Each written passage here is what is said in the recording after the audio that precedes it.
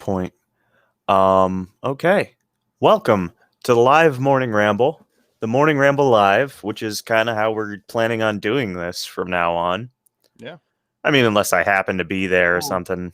Yeah. We'll get better with maybe music and stuff. Oh, we could have just pulled up a YouTube video and shared it. And I could have did it. Yeah. oh, well. Yeah. Such is life. Anyway, I'm Matt. That's Eric. That's Hey. Eric. I don't know which direction he's in. Exactly. But we've got a few topics to go over today. Yep. Sorry about the squeaky chair. The first one we're going to talk about today is just something that I found pretty interesting. There have been ancient mummies unearthed in Egypt after more than 2,600 years. That's really, really cool. So this is obviously in Egypt. I mean, there are mummies across the world, but this is Egypt. I don't even know what some of the oldest ones are that we've already discovered. So I don't know. Is that like a lot older than what we've already discovered, or no? It's just more of them. And the issue with a lot of the mummies that we found early on in archaeology was that grave robbers had already gotten to them. Okay, so these ones are undisturbed. Yeah, these ones remained unopened since they were entombed near the famed Step Pyramid in Djoser and Saqqara. And there are other artifacts and stuff. I really would like to see some more pictures. But yeah, it's just really cool. The one issue that I have with this whole thing is this is not the year to be messing around with ancient tombs. Oh, you're right. This is not the year for that. Release another, like a black plague. Yeah, well, like, what are these guys doing over there? What's that? Get out of the tombs. That's the whole premise of the Mummy, right? Yes. Yeah. That's the whole that's like the whole premise of it. And I mean, what's his name? Brandon. What's the lead guy in the Mummy called? Brendan Fraser. Fraser. Like, he's getting a little long in the tooth. He's a little older now. He can't fight that mummy. He can't save us. Yeah, he can't save us. Who's going to save us? Yeah. Oh, seems like my mic is low. But I don't know how low it is for you. I can hear you just fine. Okay. Actually, for Cadence's history, doing schoolwork, we actually just got over the nomads, and now we're just starting to talk about Egypt. And then obviously she likes the movies that we grew up with. I don't know if you watched them a lot. The Prince of Egypt and Joseph, King of Dreams by DreamWorks. They're really good movies. They are good movies, and they do hold up. Mm-hmm. Pretty well animated for the time period. Yep. Like it's good stuff. Definitely some good stuff. Anyway, I kind of wanted to just start with something that's not politics. That's why I pulled this up. Nothing else is happening, Matt. Nothing. Yeah, nothing at all. Anyway, let's move on to the town halls, I guess. Sounds good. Is that what you have pulled up? Yeah, let's do it. There it is. Oh, I didn't know that. I did not know that. All right. So yeah, there was a town hall on, was it Thursday? I can't even remember. Yeah, the day. It was Thursday. And Biden and Trump, I think Trump was on NBC, MSNBC, and CNBC. And Joe Biden was on just ABC. And I guess Trump had about 13.5 million views between the three, and Biden had 14.1. I'll be honest, I didn't watch any of Trump's until like the next day. Biden's I tuned in for a little bit because I was curious. And I honestly, it doesn't matter, obviously, but you would have known that Trump probably would have bragged if he had more views than Biden. But everyone listens to Trump talk all the time. I want to listen to. I bet a lot of Trump supporters wanted to listen to Biden just to hear him fumble his words, which he did a lot more of during the town hall than he did during the debate a couple weeks ago. I don't know. Did you watch either of them? Yes. Which one or both? I've watched different parts of both of them. I had one in my left ear, one in my right, and two TVs in front of me. Well, I didn't watch them live. It was like, and it sounded just like a debate. They were both talking over each other. It was great. There were people watching it like that. Oh yeah. I bet. The one thing that we'll start with Trump's. Mm-hmm. So the one thing I noticed a lot of with the Trump thing is, first off, that tweet that he sent off afterwards. I didn't see that one. Wasn't his personal tweet. It was his campaign tweet. Oh, okay. Where he defeated the person who was interviewing him. Oh, okay. So they tweeted that out, and they're like, "Oh, he defeated her." It's just like, that wasn't the point. This wasn't a debate. It was a town hall where she was asking questions, and a lot of people were just like, "Oh, she was really, really hard on him." That's what a journalist is supposed to do. They're supposed to ask difficult questions so that you can answer them. I completely agree. And my view on the two of them from watching the highlights was she, I think, did a really good job calling Trump out on certain things, like that one. I like the one line, you can't be someone's crazy uncle or something like that. Tweeting conspiracy theories. Now, I don't know what the conspiracy theory was that he retweeted, and that's on my fault. I should have looked that up and actually looked at it. I have no clue. That's actually our next story. So okay, all right, we'll talk about it in a second. And then with Biden, though, I will say that he was just handled gentler. I think George didn't press him as much as she pressed Trump, which she did. I think she did a good job. Trump was annoyed, but I think she did a good job.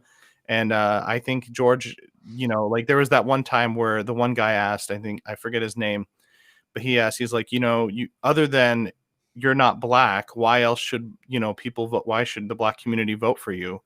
And, Joe just kind of pretty much said, well, you got to vote, to make a change, because he had a good point. He's like, you've been in office for a long time. Why should we vote for you to make changes now, And it was a good question. He kind of was just fumbling around, and George was like, okay, all right. Hey, did you hear enough? Did you hear what you needed to hear? And he's like, I guess. Like, it was just a big disappointment of an answer. I just felt like, don't cut him off. Let him complete the question. And yeah, I just didn't think he had a good response on that. But that was the only like contentious, I guess, question that he was even in. No, there was another one. Which was it, the transgender one, or what was the other one? There was the one about the crime bill in 1994. Okay, I guess I didn't see that highlight.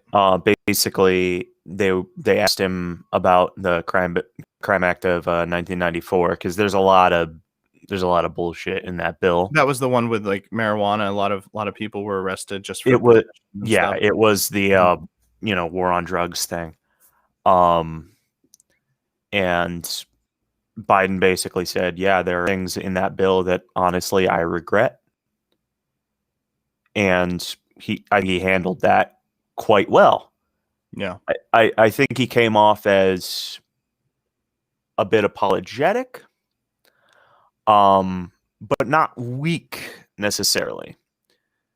And when it comes to like with Trump and people being hard on the lady who was interviewing him, I really do think that she did exactly what she had to do for a Trump town hall. Mm-hmm. Trump is like trying to get Trump to stay on a topic is like trying to wrestle cats, like trying to wrangle cats. Yeah. He's all over the place.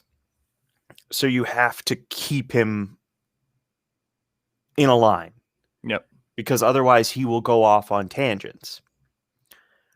That's just how he is. With Biden, it's like you ask him a question, he's going to try to deflect it like a politician does. When it comes to Trump, if you ask him a question, he very well could give you an answer to that question, or he will give you an answer to something you didn't ask. Yeah. And sometimes he'll just straight up just go completely off the rails and not answer it at all. That is one thing I can't stand about politicians, is the whole straight not answering things. That's annoying. Yeah. Especially in these town halls. You can see the cat in the background. Cat. The black cat. No, she's like brindle-ish. Oh, okay. Oh yeah, that was the town halls. I wanted to talk about one more thing about the presidential election, because we are not far out from that. 3 weeks. 3 weeks. Is it? I thought it was even closer than that. Well, a little less than 3 weeks. No, I don't want to sign up. Go away. How do I get rid of this ad? I don't know how to get rid of this ad. You can't. Ugh. That's annoying. I'm going to zoom in more. Now it's just the ad. There we go. Okay. So I wanted to point out, so there's been, it's not going to go away. It's too smart. Borat, the ad is too smart. It knows me. It's actually really funny. I had another article pulled up. Yeah, I do have another article pulled up, and the first thing on it is also a Borat ad. Oh, that's funny. Yeah. Isn't that like on Amazon Prime? Yeah, I think so. All right. Well, I wanted to talk about, so more than 17 million people have already voted in the election, and it's still 19 days away. So that's pretty awesome. But I wanted to talk about kind of something that I've been seeing a lot of. I've seen a little bit on Facebook, on other videos people are talking about, and they're, obviously everyone's just like, you got to vote, go vote. It's very annoying. And they're just like, this is great. 17 million people have already voted. This is like 45% higher than it was in 2016. That's incredible. And I just want to say, I don't think it's that incredible. And hear me out. You mean to tell me that roughly 12 million people have voted in 2016 by mail or early voting this time 4 years ago? Now we're in the COVID pandemic, and they're pushing that mail-in ballot a lot, and it's only 45% higher. That doesn't seem like that's good. It just doesn't. Everyone, like, I don't know if you've seen any. I've just seen so many posts that are like, this is awesome, and I'm just like, I feel like it should be a little bit higher. Now I'm voting in person, so but I don't know. What do you think? Do you think it should be I'm higher? also voting in I'm also voting in person, but and I think a lot of people will be. I just think that it's like, oh, it's 45% higher, and like, this is fantastic. And I'm like, no, that sounds about right. Like, that sounds like what you would expect it to be with pretty much, yeah. Like, it doesn't sound like astronomically higher. So I don't know how many votes were cast in 2016. From my recollection of the top 3 candidates, it's around 145 million in my head, roughly.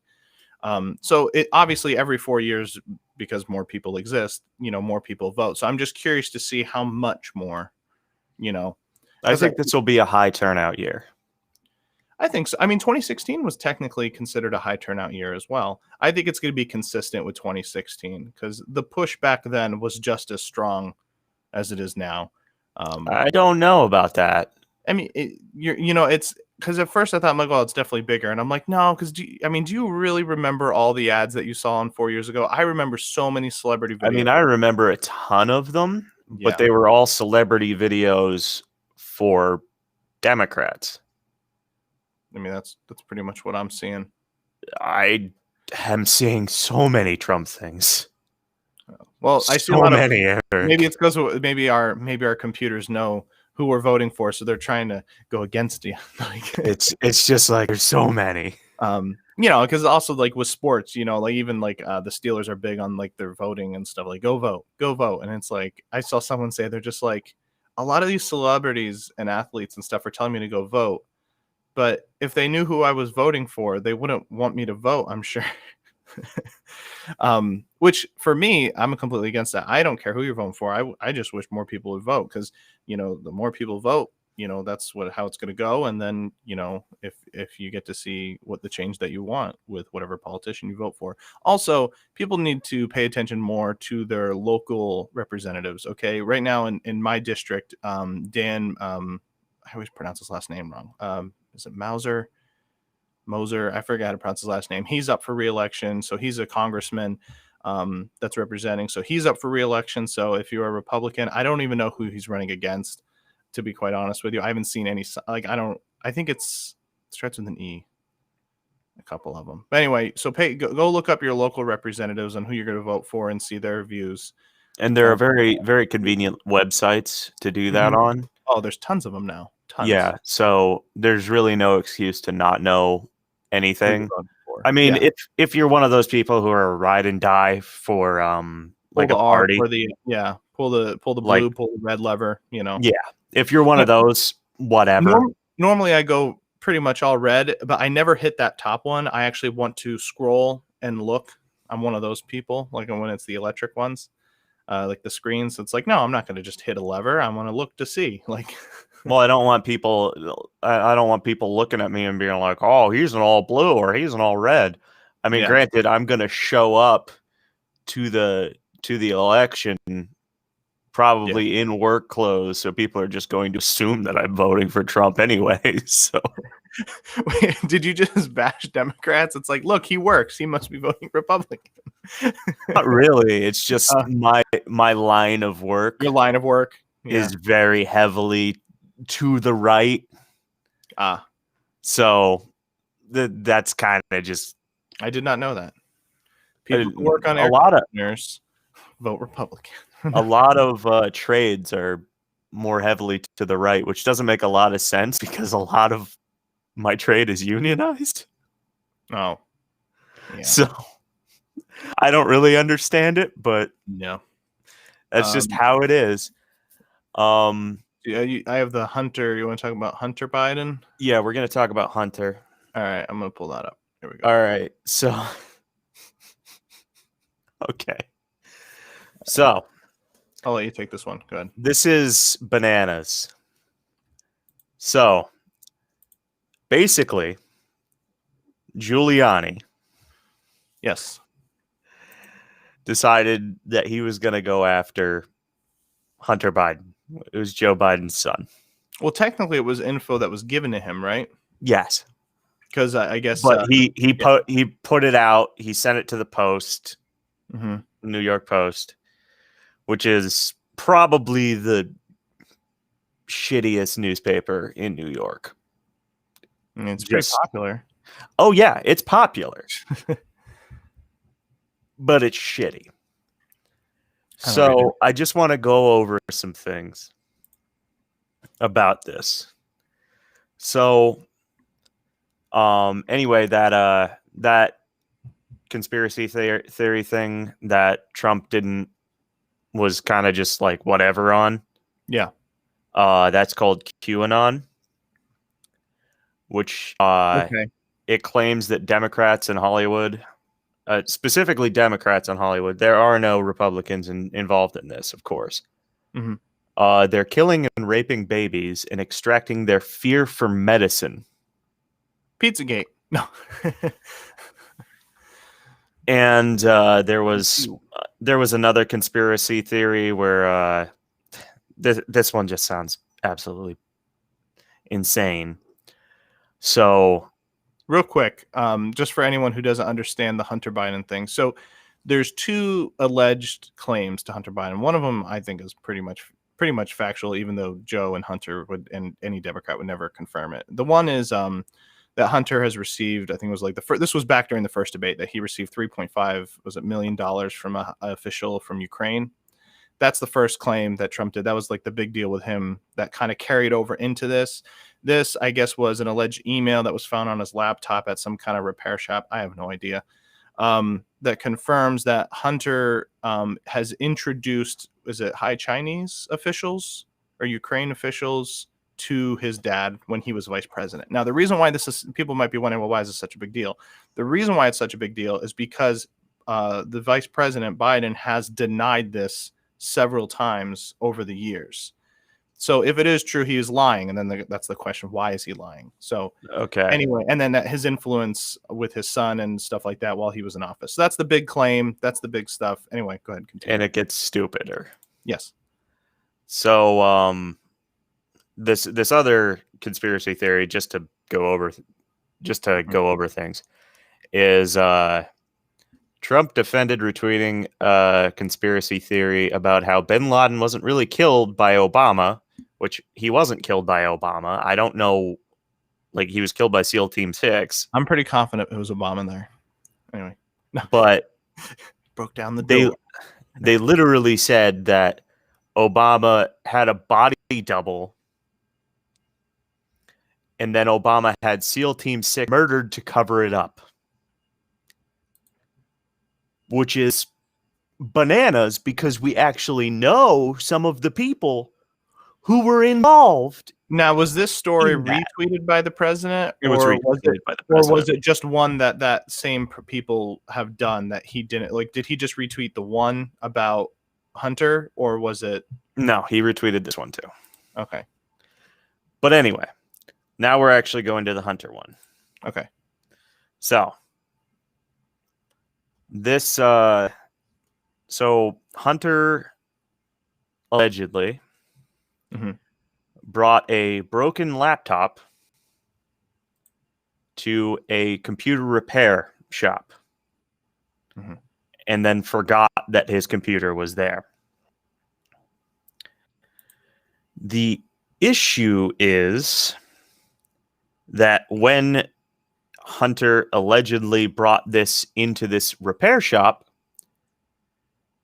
the guy who owns it said he couldn't see Hunter because his vision is impaired, and he recognized it was his laptop due to a Biden sticker on it. So there are several questions to bring up there.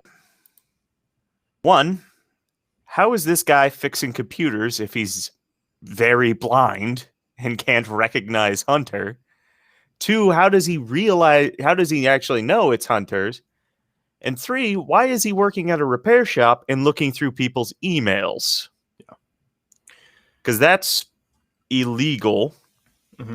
So basically, what's going on in this whole thing is Giuliani and this repair shop owner, who is also a huge Trump supporter, this repair shop owner is, are saying that it's Hunter's laptop and that the emails are to these officials in other countries. I don't really think the Biden campaign has actually contradicted this, really. But they're kind of just ignoring it because it sounds pretty far-fetched.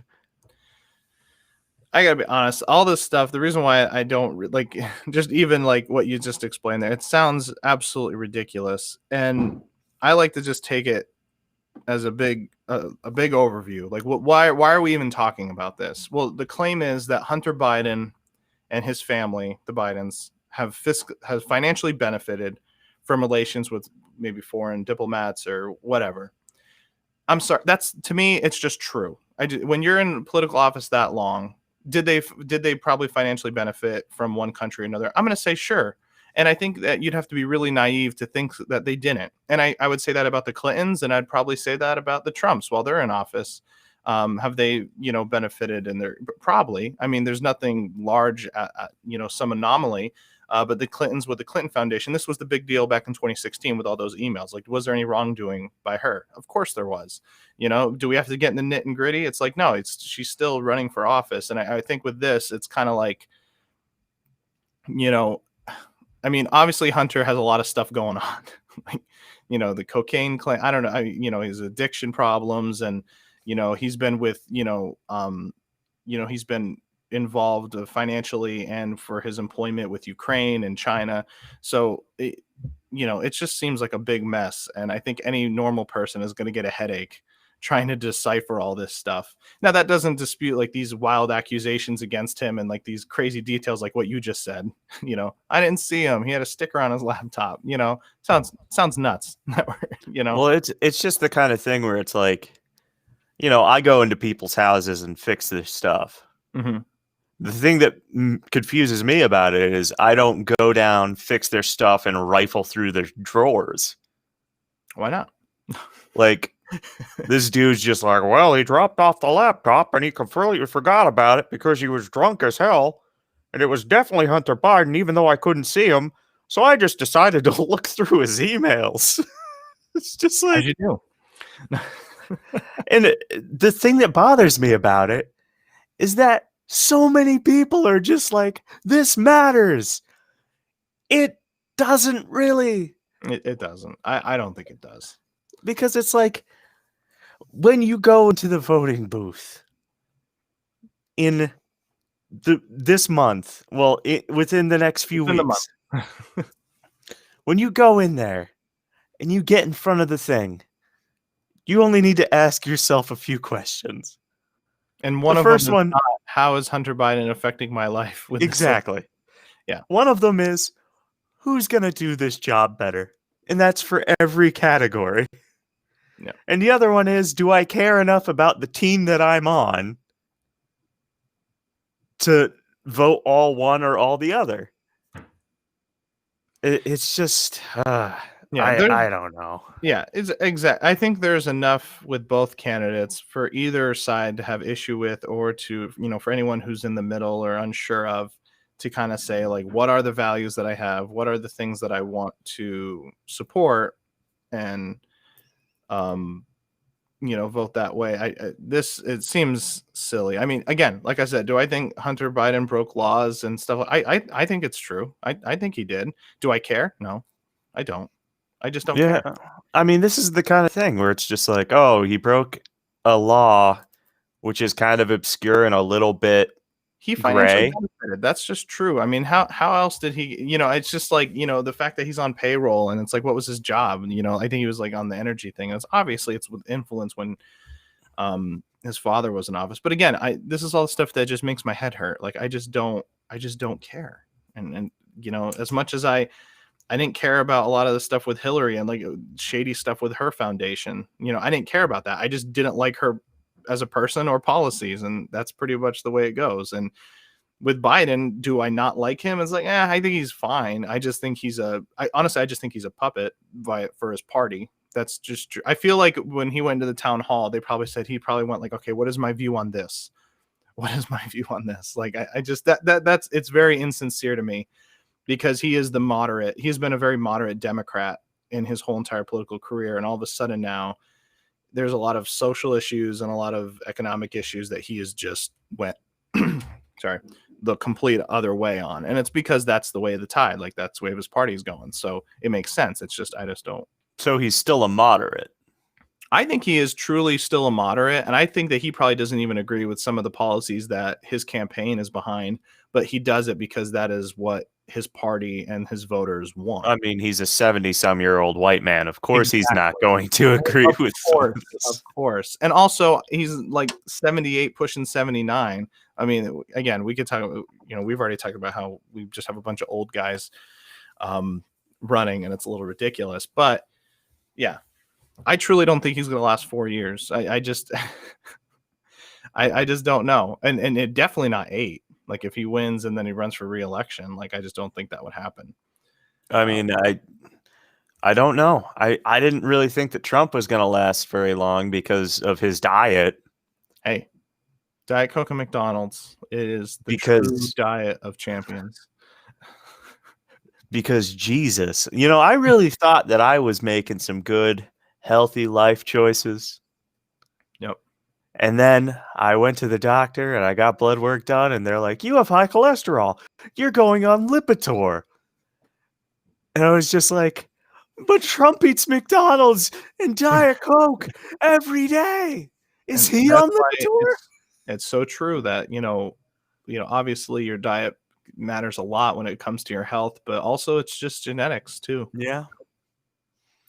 It's a thing. So you can't look at this person and be like, they look unhealthy. They're not going to last. Because you don't know. Biden could live to 140. Trump could live until 180. Yeah, who knows? It'll be 2100 years. The year 2100, and Robo Trump. Yeah, right. Running around. I had my brain removed and put in Don's body. Yeah.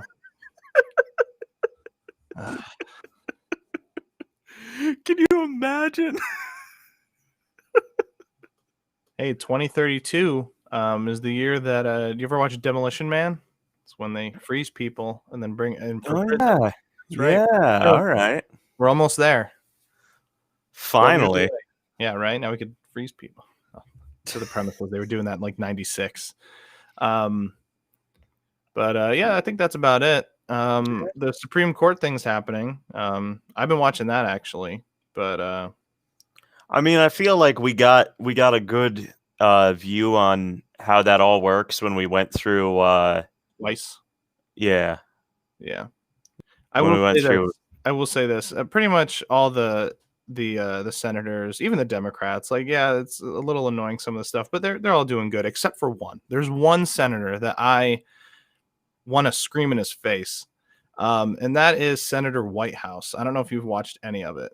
I haven't. He didn't even ask questions for his first 2 days. He just started like pulling up charts, and he's like, "There's dark money in the Republican Party," and like he just kept talking about it. Which, okay, that's fine. I guess that could be a discussion, but it's like you didn't even ask her a question, and he didn't even make claims towards her. He just talked about this random dark money in the Republican politics and stuff, and it's just kind of like, what does that have to do? Like, are you trying to say something? Are you saying that she's being funded for like her views and personal life, or to be on the, like, it's like these wild accusational claims, and it's like, okay, you have a right to your opinion, but why are you talking about this during the judicial hearing? Like, it was very weird, and he was very annoying.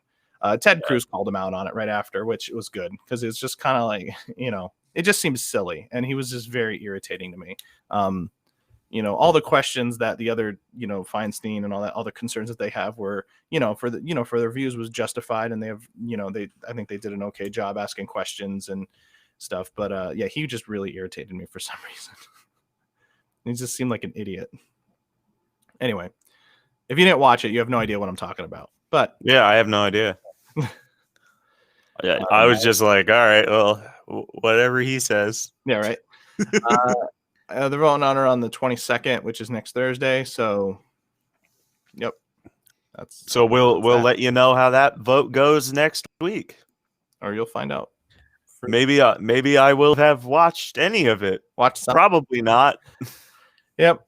And we could talk about that more and stuff after all that. But all right, I think that's all we got.